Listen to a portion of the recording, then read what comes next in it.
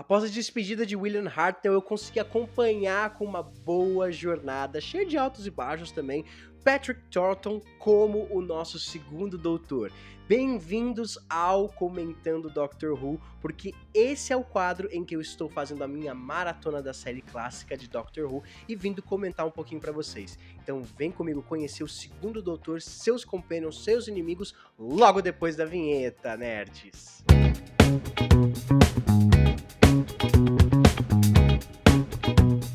Sejam bem-vindos, nerds! Bem-vindos ao Cofre Nerd. Eu sou Giovanni Zola e estou aqui para falar sobre Doctor Who. Exatamente, que saudade que eu tava. Gente, demorou aqui a continuação do nosso quadro aí, do Comentando Doctor Who, né? Que eu finalmente terminei a era do segundo doutor do Patrick Troughton, né? Que pra mim, gente, foi uma emoção tremenda assistir a era desse doutor, né? Eu tenho ali seus altos e baixos, tenho seus prós e contras, mas eu vou conversar com vocês, tá bom? Mas antes, eu peço que se você ainda não conhece o nosso quadro sobre Doctor Who, sobre o nosso conteúdo de Doctor Who, ou conteúdo de Marvel, DC, séries, filmes, do Oscar que a gente fez, é porque você não tá inscrito no canal. Então, por favor, ó, se inscreva no nosso canal, ativa o sininho também, para você poder conferir todo o nosso conteúdo aí, tá? Porque tem muita coisa legal vendo. E também, por favor, siga o Cofre Nerd nas redes sociais, que é o @CofreNerd. Eu tô muito nojento com isso, gente. A minha chave de fenda. Mas enfim, vamos voltar ali. Por favor, siga o Cofre Nerd nas redes sociais e se inscreva no nosso canal. Eu sou uma criança, cara. Impressionante. Mas vamos lá. É muito legal, mano. Olha isso. Desculpa. Vamos lá, pessoal. Olha só. Eu terminei, então, a Era do Segundo Doutor. E eu demorei aqui porque a Era do Segundo Doutor é muito grande, gente. E são muitos episódios. E geralmente não dava pra assistir 2 ou 3 por dia. Às vezes acabava assistindo só um, ou às vezes nenhum, né? Porque eu assisto depois do almoço, entre meu horário de almoço e voltar pro trabalho, né? Cara, primeiro a gente pode dividir aqui a Era do Segundo Doutor em pontos positivos e negativos. Mais positivos do que negativos, tá?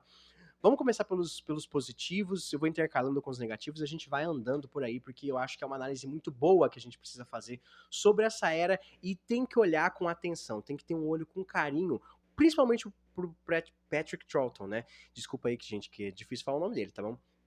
O Patrick Troughton, ele assumiu o manto do William Hartnell, né, depois do The 20th Planet, né, que ele enfrentou os Cybermen pela primeira vez, tá? O doutor, ele já estava ali acompanhado com a Polly e o Ben, né, que são companions ali que estavam com ele desde o finalzinho ali, né, desde a saída da Dodo, mas aí eles continuam com o segundo doutor, tá? O Patrick Troughton, gente, no primeiro momento que ele assume seu papel como doutor lá em The Power of the Daleks, né, ele causa uma estranheza enorme nos seus companions, assim como também eles conseguem refletir, acho que o texto é muito interessante, que por ser a primeira regeneração, eles conseguem refletir bem a confusão do público que tá vendo ali um novo ator assumindo o papel do seu personagem preferido, eles conseguem colocar isso dentro dos personagens da Polly e do Ben. Apesar de eu não gostar muito da Polly e do Ben, eu acho que no The Power of the Daleks eles conseguiram atribuir bem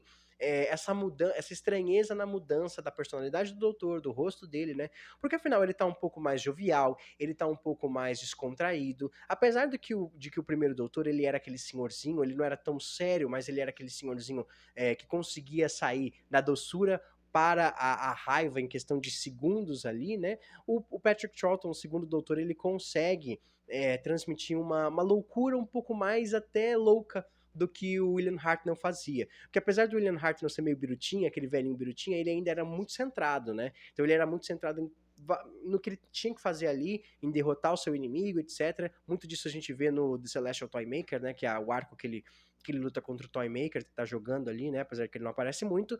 Mas eu acho muito interessante como o Patrick Troughton, ele é o primeiro doutor que mostra pra gente que a gente consegue ter algo novo, sem deixar de ser o mesmo personagem, né?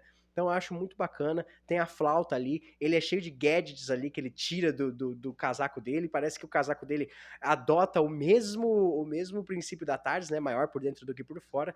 E pra mim, gente, ó, apesar de eu gostar muito do William Hartnell, eu me afeiçoei demais com o Patrick Troughton. E talvez eu tenha aproveitado mais o jeito dele ser doutor do que eu tenha aproveitado com o William Hartnell, né? Às vezes eu queria com o William Hartnell, às vezes eu queria falar, mano, dá um soco nesse velho, assim, pelo amor de Deus, para de ser tão cuzão, vamos lá.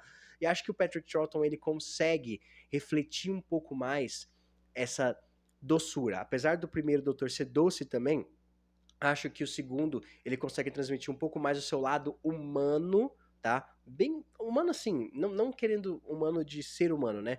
Do ser humano em si, o organismo, né? Mas assim, de ser um pouco mais simpático, não ser tão apático, ele ser um pouco mais empático, né? Essa é a palavra que eu tava querendo dizer. E logo a gente vê ali que a Polly e o Ben, eles têm essa estranheza, mas eles já começam a entrar no barco ali, vê que o doutor tá diferente mesmo, tem essa estranheza, né? E o doutor começa já com os dois pés na porta, enfrentando os Daleks, cara.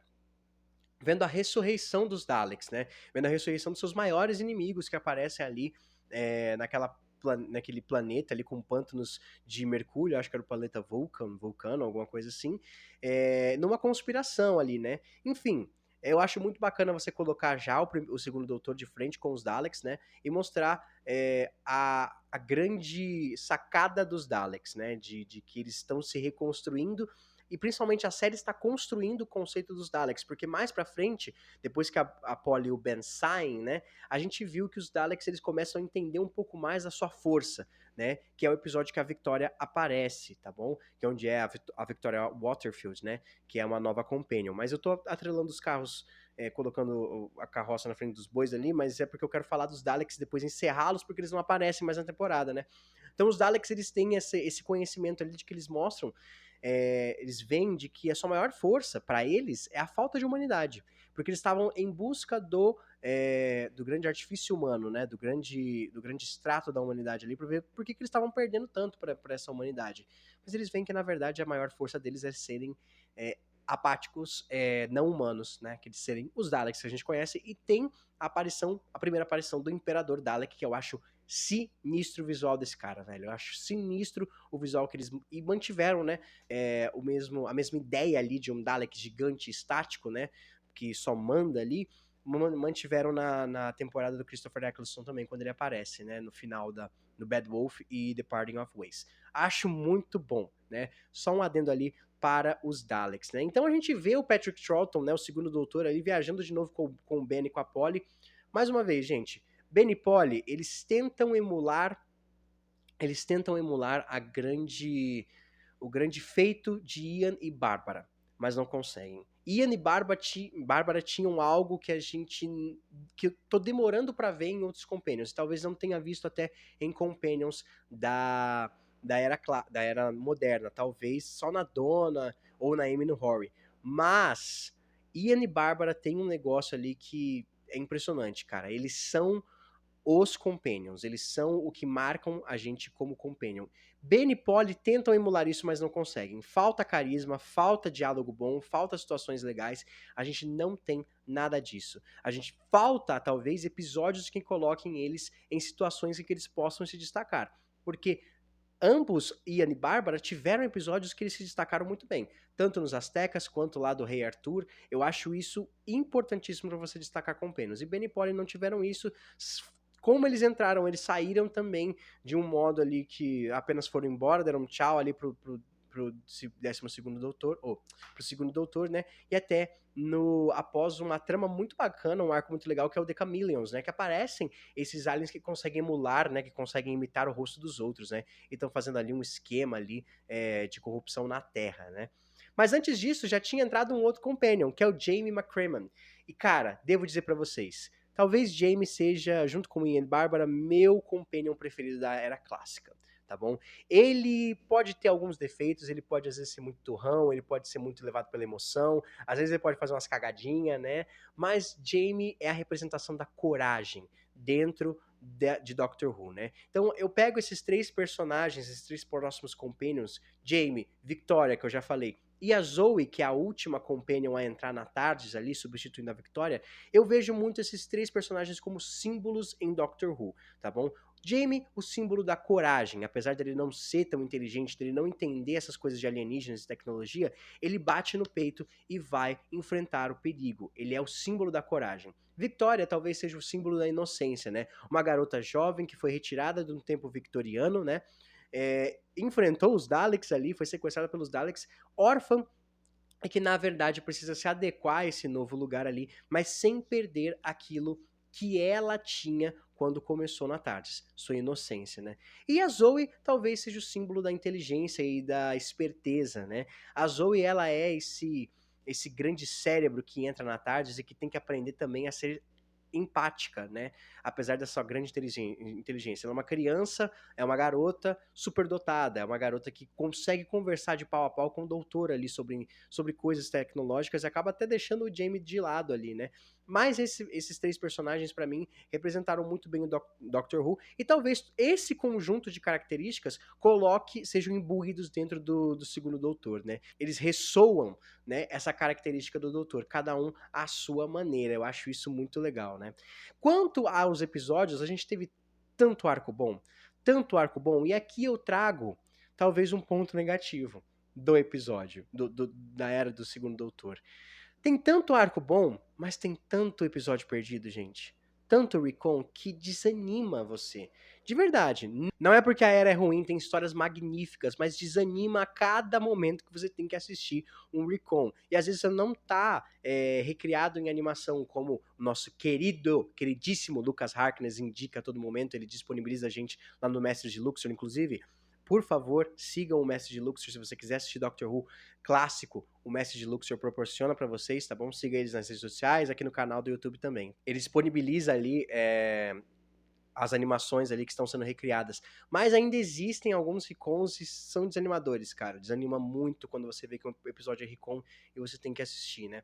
Mas por sorte, e pior que o segundo doutor, ele é o doutor que tem mais recon, né? Tem mais recon, mais episódio perdido. É muito triste. Mas por sorte, os episódios são bons. Os episódios são muito bons, né? Então ali a gente coloca, por exemplo, The Enemy of the World, que eu nunca vi algo em Doctor Who até agora parecido, né? Ainda não terminei a clássica, mas na moderna não tem, que é uma trama política, uma teoria da conspiração governamental ali, em que você coloca o grande Salamander, né, como inimigo, e é o Patrick Troughton fazendo os dois personagens, porque ele é similarmente igual ao Doutor, né? Um rosto muito parecido com o do Doutor. A gente vê o Patrick Troughton dando um show de atuação, né? Fazendo o Doutor e fazendo esse vilão ali, né? Muito legal, cara, muito legal. E a gente tem outros arcos muito bons que apresentam vilões que estariam perpetuando na série até hoje, tá? Inteligência Suprema aparece na era do segundo doutor. A Inteligência Suprema é um desses personagens ali muito legais, muito criativos, que você consegue fazer um negócio super criativo e super imaginativo só com nada, porque afinal ela é só uma voz, ela é uma consciência sem corpo, e consegue construir uma aura em torno dessa entidade, desse personagem ali, que perpetuou ela para aparecer na sétima temporada com o Matt Smith, né? Então a gente reaparece várias vezes ali na era do segundo doutor. A gente tem o Abominable Snowman, que é um dos episódios muito legais também, que ela é a vila central, né? Também tem The Web of Fear, que é muito bom mesmo. Cara, só episódio bom, gente. Aí a gente tem os Guerreiros do Gelo, The Ice Warriors, né? Um dos vilões mais formidáveis de Doctor Who, mais complexos de Doctor Who, que eles aparecem 2 ou 3 vezes aqui. São muito bons, cara, e vão aparecer mais ainda na série clássica, tá? A gente traz ali esses personagens primeiro no episódio com o nome deles, né? The Ice Warriors, que tem um erro, que tem um errinho, galera. Olha só, olha só.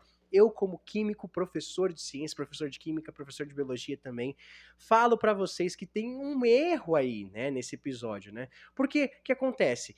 Esse episódio passa na segunda era glacial, né, na era do gelo do nosso querido planeta Terra, né?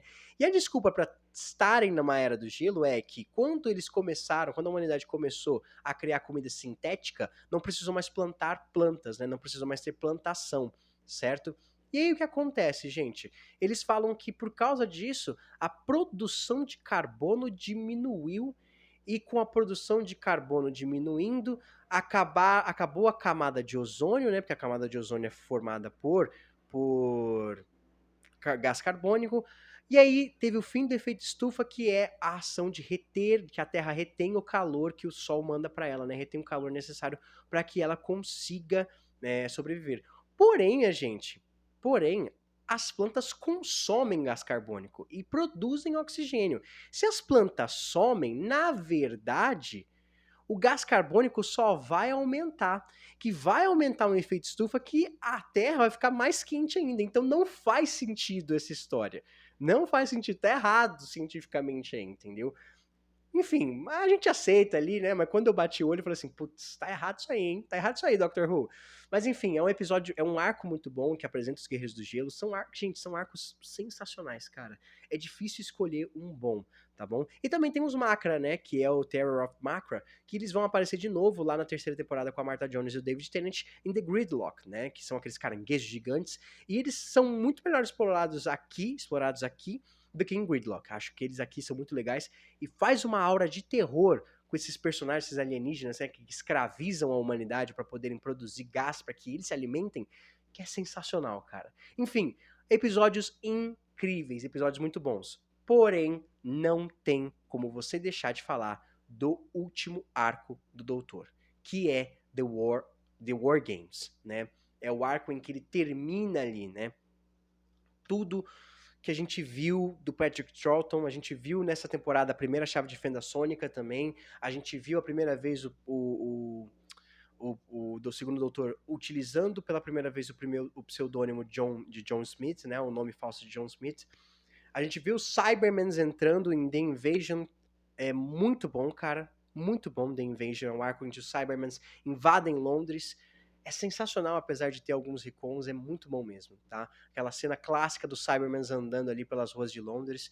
E aí a gente tem o final, que é o War Games, cara. War Games é onde o Doutor, Jamie e Zoe acabam caindo num planeta bélico, muito parecido com o mundo bélico ali das Guerras Secretas na Marvel, né? E que vai acontecer em Guerras Secretas também no filme, né? No final do arco aí do multiverso. E a gente viu que alienígenas fizeram retalhos de guerras da humanidade, né? Então você tem a Guerra dos Casacos Vermelhos, que o Jimmy foi tirado, né? A gente vê a Segunda Guerra Mundial, a gente vê ali a Guerra Civil Americana. Então, esse planeta existem várias zonas temporais diferentes divididas. E o sentido desses alienígenas fazerem isso é porque eles estão treinando esses humanos para eles serem o grande exército escravo deles, né? E esses seres humanos reprogramados não fazem ideia de que eles estão numa simulação, de que na verdade, eles acham que na verdade eles estão na guerra de fato, mas eles foram retirados da Terra, né? Cara, que arco maravilhoso. Você tem ali a introdução do War Chief, né, do chefe de guerra, que no final a gente descobre que ele é um Senhor do Tempo, e a primeira menção dos Senhores do Tempo. A primeira menção dos Senhores do Tempo. E foram introduzidos de maneira sinistra, linda, maravilhosa, sutil, porque no final, pro doutor poder acabar ali com aquela presepada toda ali temporal, ele precisa chamar os Senhores do Tempo. Só que isso é ruim para ele e para o chefe de guerra, porque ambos são renegados, ambos são procurados por julgamento, né? Porque o doutor infringiu a sua grande lei, a lei de nunca interferir. Ele roubou a Tardes porque estava entediado, né? E fugiu. E ali, gente, a gente enfrenta o julgamento do doutor finalmente, né? Era um momento que eu tava mais ansiando ver, porque eu queria ver como foi construído, como foi os primeiros passos dos Senhores do Tempo. Eles nem falam Gallifrey ainda, nem falam o nome do planeta, tá bom? Mas mostra que o Doutor finalmente é um alienígena, né? Porque antes ficava uma coisa meio ambígua ali, muita gente chamava ele de humano. Olha que interessante, tá? Enquanto eles mandam de volta o Jamie e a Zoe para os seus respectivos tempos e sem memória do Doutor, o que é muito triste, cara. É muito triste. A gente via ali o Doutor sendo colocado em julgamento. E para mim eu chorei, cara, derramou lágrimas mesmo, porque a gente viu o Jamie e a Zoe indo embora. Talvez o melhor par de companions depois de Ian e Bárbara, cara. Eu acho sensacional, eu acho isso muito bonito. Eu fico até emocionado agora, porque é muito triste, é muito triste. Eles viveram tanto e não se lembram de nada. Se lembram apenas do seu primeiro encontro com o doutor e nada mais. Tudo que eles cresceram, tudo que eles se desenvolveram, a própria Zoe e o próprio Jamie, ficaria enterrado no seu subconsciente como uma linda história, cara. Isso é muito triste, porque afinal de contas o doutor estava sendo colocado em julgamento, ele teria que enfrentar isso sozinho, sem os seus amigos, né? E o julgamento a sentença é de que o doutor ficaria preso na Terra com um novo rosto que ele não poderia escolher, porque os Senhores do Tempo impuseram uma regeneração nele, então foi uma regeneração forçada, tá bom? E ele ficaria preso na Terra com uma TARDIS quebrada ali, né? Durante muito tempo.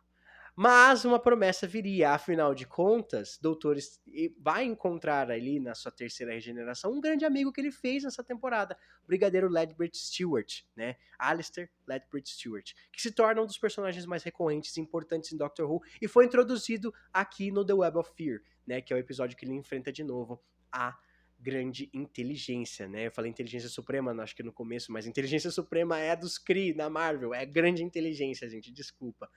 Tá, cara, talvez a melhor era, prefiro, não que eu não goste da Era do Primeiro Doutor, mas a do segundo é tão boa. Tem episódios tão bons, tirando o Space Pirates, que é ruim, mas tem episódios tão incríveis, e tem um toque, uma fineza ali, uma gentileza em você fazer coisas de baixo, não baixo orçamento, porque naquela época devia ser bastante coisa, mas com as limitações da época, tem uma fineza de imaginação, de criatividade. Eu acho incrível a gente poder assistir isso e poder entender como a mente daqueles caras funcionava antigamente, entendeu? E é isso, gente. Vai sair o podcast com a narração, né, dessa história que eu acho sensacional lá no Spotify. Então procura a gente lá no Spotify, que é o Cofre Nerd, tá bom? Tem o primeiro, da primeira era do Primeiro Doutor, que é muito legal, eu comentando Doctor Who ali, em que eu faço uma narração muito bonita, tá? Então, por favor, vão lá e sigam a gente nas redes sociais. Já terminei aqui, porque eu acho que eu me alonguei demais, mas pra Doctor Who merece. Muito obrigado por terem assistido até aqui e até a próxima, Ruvians. Fui!